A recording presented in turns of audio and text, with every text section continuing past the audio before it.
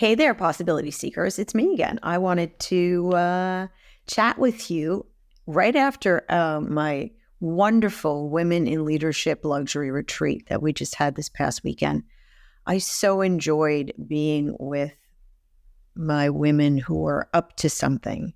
And we're truly creating a community, a tribe, a circle of possibility that will take us far beyond the 4 days that we spent together.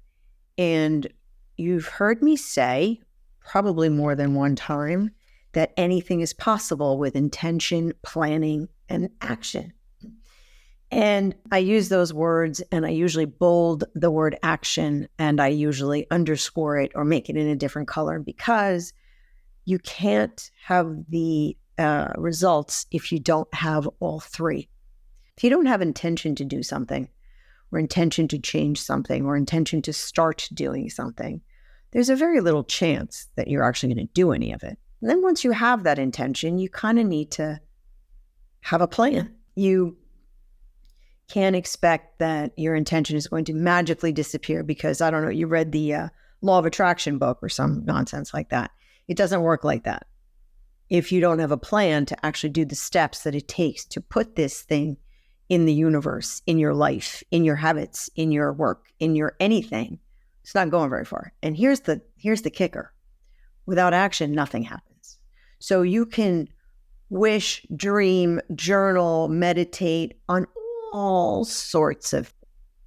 Unless you do something with these intentions, nothing is going to change, happen, none of it, right? So the thing that I would say is, what does action look like? Well, for different people, it means different things. And it means that you actually have to do something. So part of what we talked about in the retreat, and I'm going to go through some of it, not a lot, because I really feel that you can't do it out of context. You know, you have to look back first real quick and say, hey, what are the things that I'm currently doing that are serving me? And what are the things that I'm doing that are not serving me? And how do I replace the things that aren't with the things that will? So you kind of have to do an assessment of, you know, where you are killing it and where you're not, and what you're most proud of, and what do you want to keep doing, and what do you want to stop doing, and what are your goals, right? If you don't have your BHAGs, big, hairy, audacious goals, it's the planning that goes into identifying, where do I want to be? So you have some things that you're doing well, you have some things that you're doing very poorly, and you have some things that are sort of neutral. But you have to do the assessment. You have to do what I call inventory of that, because how do you do a plan if you don't know what's working? How do you do a plan if you haven't identified where you want to go? My big word is reverse engineering. So how do we reverse engineer your goals to have you actualize them, to have them, you know, create it?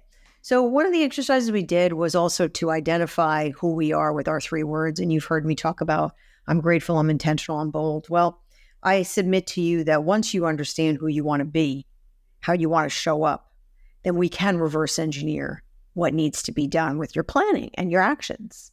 And so, you know, some of the things you may be really good at, that's great, but what do you want to lean into? The stuff that you're good at and the stuff that you need help with, where there's friction, where there's, oh no, you know, I wish I was confident. Okay, so let's just put a stake in the ground and say, I want to be confident. Maybe you're not intentional with your time, your money, your resources, with whatever it is. So be intentional. Maybe you're not proactive.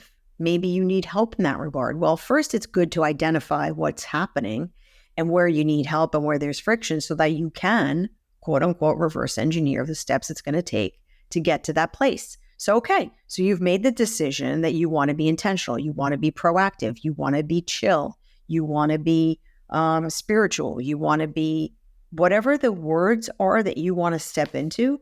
Identifying those words is really critical. And it was a big part of what we did this weekend.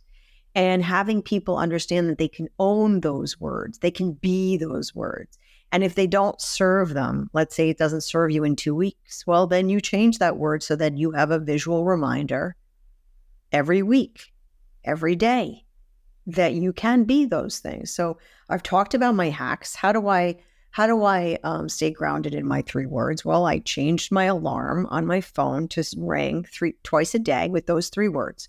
Instead of it saying alarm, it says be intentional, be grateful, be bold. And the alarm goes off and I have to pick up the phone to turn it off. And those 3 words pop into my face. Guess what? If I'm not those 3 things in that particular moment, it certainly gives me a jolt to be like, oh, there we go.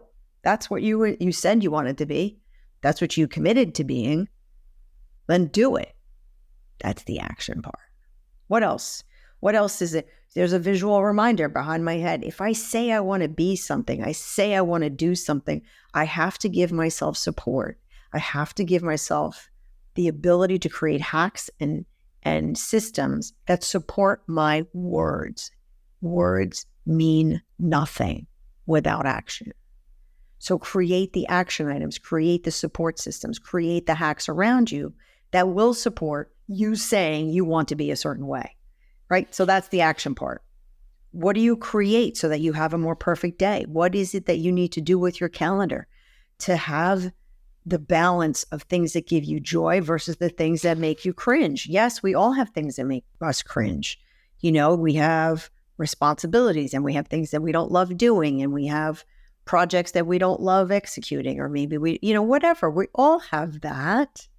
But do we have enough joy? Do we have our calendar reflecting what's our priority? As my coach used to say, show me your checkbook and show me your calendar and I'll show you your priorities. He's right.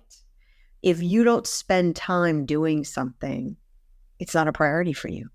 So, and if you spend money on things, that's showing your priority. That's showing what really is important to you, because you wouldn't put your money against it if you didn't think it was important, would you? So the thing in the action column is, what do I need to schedule in order to have what I wanted? What is it that I need to do so that I end up accomplishing what I said I wanted? So you have to make sure that what you say is actually what you do mean and want. Because I get a lot of lip service. Oh, I want to be blah, blah, blah. Okay.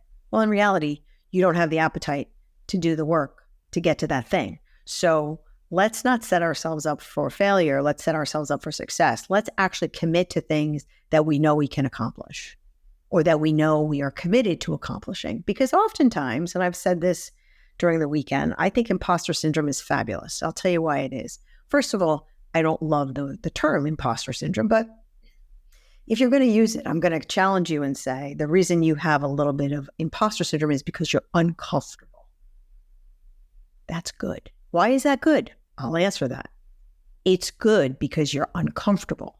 If you spend your time, all your time, being comfortable, you're not learning anything. You're not growing. You're not stretching yourself.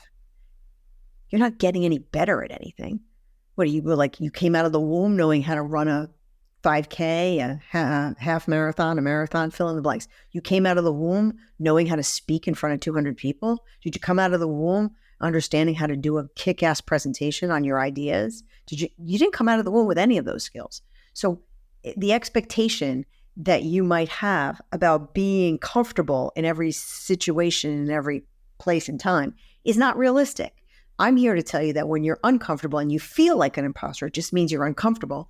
That's where the growth is. That's where you're going to identify the ability to get better at something, to master something, to stretch yourself. So again, action. What is it that you want to do to become a better speaker? Well, maybe you join Toastmasters, like one of our ladies said she wanted to join Toastmasters so she would get better at it.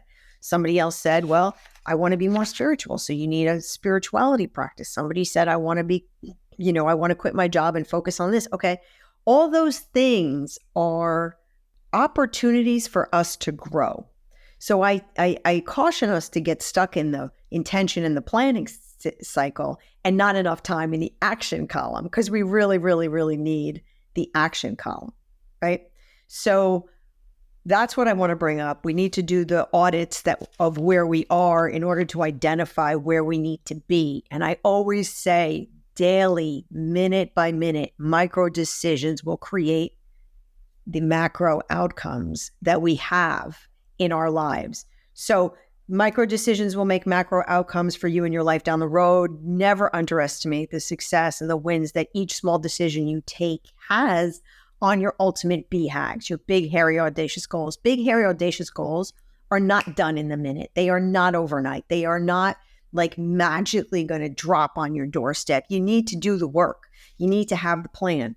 The action plan has to be, what are my BHAGs? What actions do I need to take in the next few days, the next few weeks, the next few months? What support systems do I need to create for myself? And then possible roadblocks. Like, know that there are going to be roadblocks, whether those roadblocks are people or things or both, you're going to have them. I am here to tell you, the more specific your plan, the more specific your intentions are, the more specific your actions can be. And I'm here to tell you, you can't have one without the other two. So let's focus on getting into action, because at the end of the day, nothing happens if you do nothing. So I hope that's been like a quick reminder for you to know, or to give a little bit of energy and calories to the fact that action speaks louder than words. We can talk all day long. We can consider it. We can think about it. We can dream about it. We can do all this stuff. But until we put our sneakers on, go outside and run, we're not going to be able to run the marathon that we say we want to run. Whether that's metaphorical or literal, I ask you to consider that. So any questions on that, give me a call, send me an email, send me a DM. I'm here for you. And I've really, really enjoyed making this episode. Love, gratitude, and make it a great day. Thank you.